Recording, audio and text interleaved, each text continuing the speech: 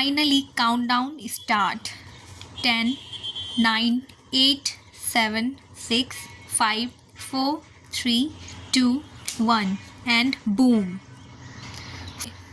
By the way ये मेरा दिसंबर और जनवरी का रोड मैप है, जिसमें मैंने दिसंबर पूरा बर्बाद कर दिया। बर्बाद तो नहीं, जो टारगेट मैंने सोचा था वो मैंने कंप्लीट कर लिया, एक्सेप्ट उर्दू, क्योंकि उर्दू मेरा 20% ही हुआ है और ये मेरे लिए बहुत बड़ा डिसएडवांटेज है, क्योंकि मैं उसमें नहीं चाहती बिल्कुल भी कि मेरा परसेंटेज कम आए उर्दू की वजह से। तो अभी मैं बाकी 10 दिन में सिर्फ और सिर्फ उर्दू पढ़ने वाली हूँ। बाकी सब्जेक्ट भी पढ़ूंगी साथ में, बट ज़्यादा टाइम मैं उर्दू को दूंगी। और इसमें मेरा रिवीजन हो चुका है। बाकी मॉक टेस्ट शायद मैं नहीं लगा पाऊँ, बट PYQs मैं करूँगी 1-2, हर सब्जेक्ट का 1-2 करके PYQ ज़रूर करूँगी। मतलब लिटरली अभी बिलीव नहीं हो रहा है कि सिर्फ 10 दिन बचा है, 1 साल पूरा ख़त्म हो गया। मतलब लिटरली मुझे तो लग रहा है कि मैं अभी 11th में थी और जस्ट अभी 12 में आई हूँ। और नहीं, ऐसा नहीं है। अब सिर्फ 10 दिन बचा है एग्ज़ाम्स का। This is literally so painful, but कोई ना, अब जो है सो है और कुछ कर नहीं सकते हैं। अगर मैं सिलेबस अपडेट दूँ, सो आई स्टार्ट विथ इंग्लिश, जिसमें मैं बता देती हूँ कि मेरा कितना सिलेबस हो गया है। ऑलमोस्ट मेरा कवर हो गया है सिलेबस इंग्लिश का। मैंने सारा pros section and poetry section ख़त्म कर दिया है, पढ़ के ख़त्म कर दिया है। बाकी अगर थोड़ा बहुत डाउट है तो वो है ग्रामर में, वो मैं एग्ज़ाम से पहले भी कर लूँगी। और एप्लीकेशन लेटर वो सबका फॉर्मेट मेरे को ऑलरेडी आता है, तो उतना मैं और ध्यान नहीं दूँगी। बाकी इंग्लिश का अगर बताऊँ तो 80 to 85% मेरा तैयारी है। और नेक्स्ट सब्जेक्ट है history. So now next subject is history, जिसके बारे में मेरे को बहुत सारा कमेंट आता है, हिस्ट्री के बारे में बता दो। तो मैं बता दूं कि हिस्ट्री में मेरा सारा सब्जेक्ट कंप्लीट है। सारा चैप्टर मेरे को 60% तक तो आता ही है। मतलब इतना आता है कि मैं सारा सब्जेक्टिव बना सकती हूँ। अब आप लोग बोलोगे व्हाट अबाउट ऑब्जेक्टिव, तो ऑब्जेक्टिव के लिए मेरे को और थोड़ा सा पढ़ना पड़ेगा। सब्जेक्टिव मैं सारा कंप्लीट कर लूँगी, बट ऑब्जेक्टिव शायद थोड़ा सा हो जाए, बट मैं कर लूँगी। बाकी आप लोग बोलते हो कि इसमें से 12 चैप्टर है, 3 चैप्टर एक्स्ट्रा है जो NCERT में नहीं है, बट और सैम्पल पेपर में बिहार बोर्ड का है, तो उसको पढ़ना है या नहीं पढ़ना है? तो हाँ, बिल्कुल पढ़ सकते हो। मैंने बस ये 12 चैप्टर पढ़ा है।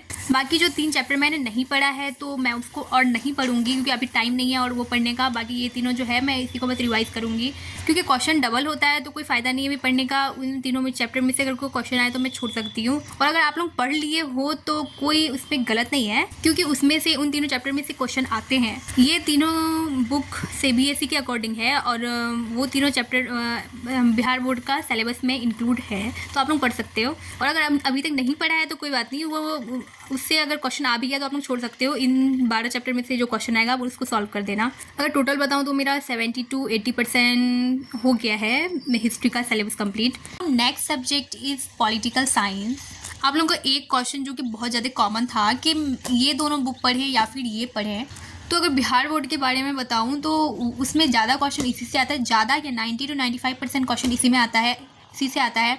और अगर ये बुक आप लोगों ने बहुत अच्छे से पढ़ लिया तो ये दोनों बुक अगर नहीं भी पढ़ोगे ना तो उसमें कोई बुरा नहीं है, क्योंकि इसमें से ज़्यादा क्वेश्चन आते नहीं हैं। और जो आता है तो उसको आप स्किप कर सकते हो अगर आपको इस बुक का सारा आता है तो।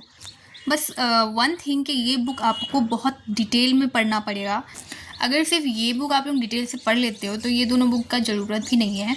सो अगर मैं अपने बारे में बताऊँ तो मैंने ये दोनों बुक भी पढ़ा है और ये भी पढ़ा है, बट ये वाला बुक मैंने थोड़ा सा कम ध्यान दे के पढ़ा है। ये दोनों क्योंकि मैंने जो बैच लिया था उसमें ये दोनों बुक पढ़ा रहा था, तो ये बुक मैंने बस लास्ट में कंप्लीट करा है। सो पॉलिटिकल सब्जेक्ट के बारे में इसमें भी मेरा 70 to 80% ही बोलूँगी, इससे ज़्यादा नहीं बोल पाऊँगी मैं। And then next subject is sociology, जो कि मुझे पता है कि आप लोगों में से बहुत किसी का नहीं होगा, फिर भी मैं बता देती हूँ क्योंकि मेरा सोशियोलॉजी सब्जेक्ट है।